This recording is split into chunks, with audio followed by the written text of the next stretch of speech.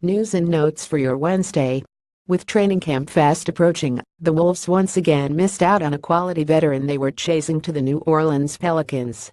Dante Cunningham agreed to a deal with the Pels yesterday, choosing them over the Wolves about a week after Tony Allen also signed with them.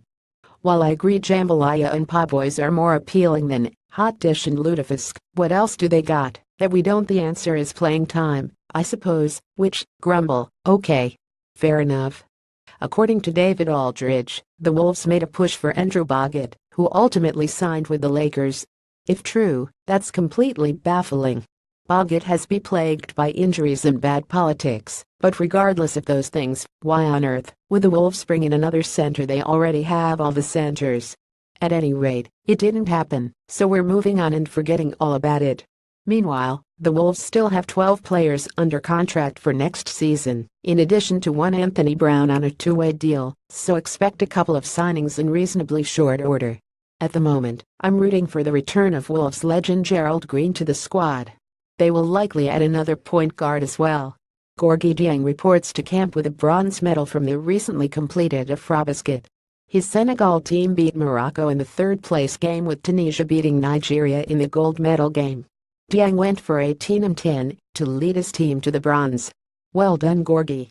Elsewhere, Zach Lowe and Brian Windhorst reported that several teams lost money last season, despite huge new television revenues. I dunno, this seems like it should be a feature, rather than a bug. There's no law that says pro sports ball teams have to be profitable. The problem, to the extent there is one, is that profit does not appear tied to success and/or being well run, rather to market revenue-sharing papers that over to an extent, but not entirely. However, on the whole, NBA teams had a net income of over $500 million last season.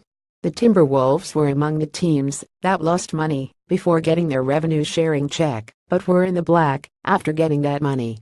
What to do about this is about how we define sports leagues, as 30 separate businesses, or as a single entity, or somewhere in between. It's a bit awkward, and most of the league issues that come up are related to this question, including the recent discussion about changing up the lottery odds again.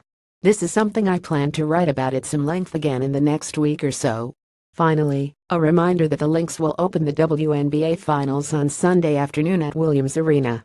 Neil will have more on this series later in the week, but we are getting a rematch of last season's epic finals against the Los Angeles Sparks. It's gonna be great. Enjoy your Wednesday.